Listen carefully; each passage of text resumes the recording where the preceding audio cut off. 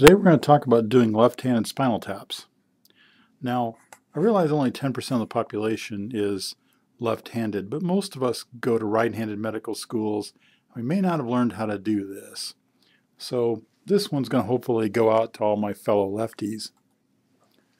Okay, so patient position is one of the differences.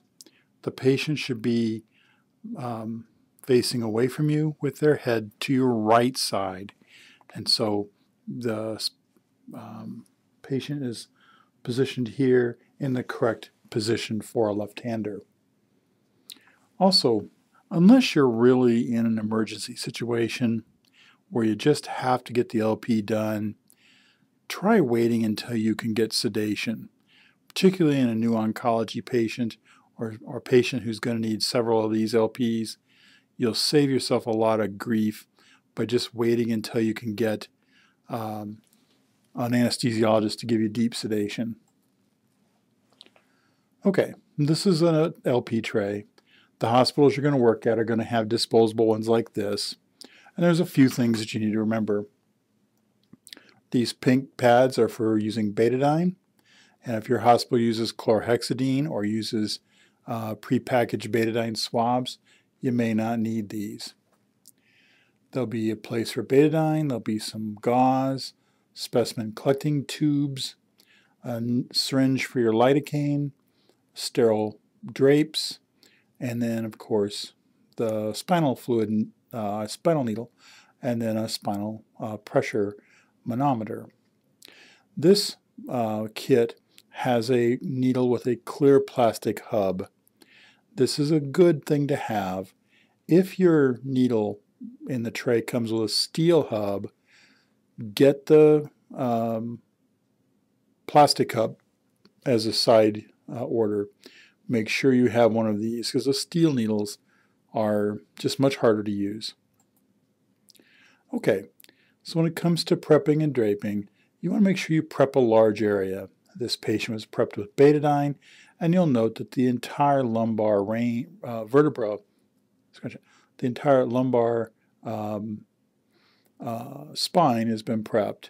And this is because if you have to move up a space to get clear fluid, you want to be able to do that without having to completely start over from scratch.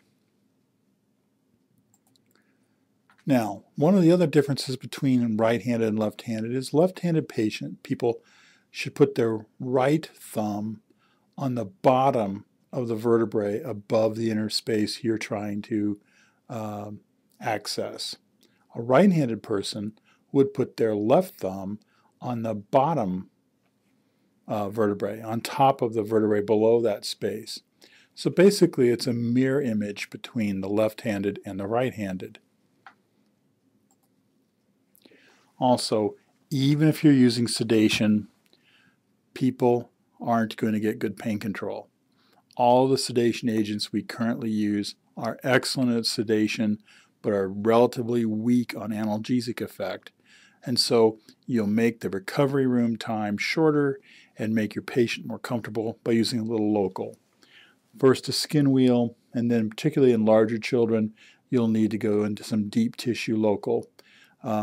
But certainly for a small child or infant, the skin wheel may well be enough.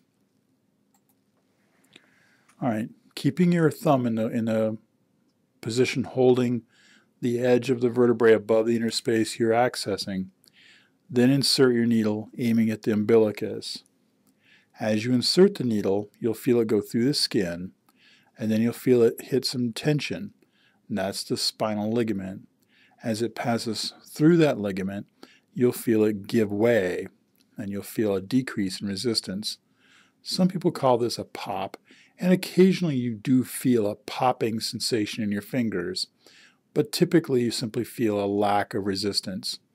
And once you feel that lack of resistance, then remove your stylet and check for fluid. You'll note the advantage of a clear plastic hub is in the situation where your spinal fluid is coming out slowly, it may only form a small little bubble of spinal fluid, and it's difficult to see that in a steel hub needle.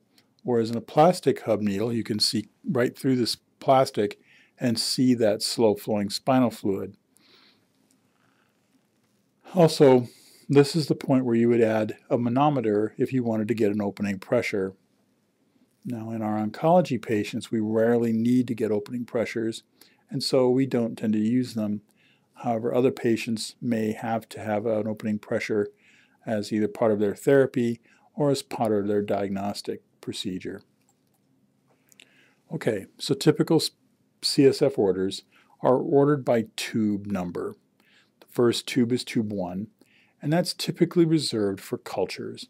Bacterial culture, gram stain, glucose, and protein are the classic ones ordered from tube 1. Tube 2, the spinal fluid's had a chance to clear a little bit in case there's some blood in it, and there's where you order your cell count and differential and your cytology. Now this is different from the cell count and differential. Cytology is what you're going to order if you suspect malignancy, because that's going to show you tumor cells that are in the spinal fluid. Tube 3 can also be used for cell count and differential. It can be used for viral cultures or PCR, and it can be used for COG or Children's Oncology Group send-out labs. Also, please remember to write in your orders to hold all CSF, hold all unused CSF, because you want to make sure that if you find something that you forgot to order, that you've actually got spinal fluid left ordered on. And then remember, these are patients who are now in recovery room or in the operating room, and they're going to need post-op orders just like any other surgical patient. So please write those. That will help a child who's otherwise been NPO for the last 8 hours get their diet restarted quickly. Thanks for your attention. If you have any questions, drop me an email.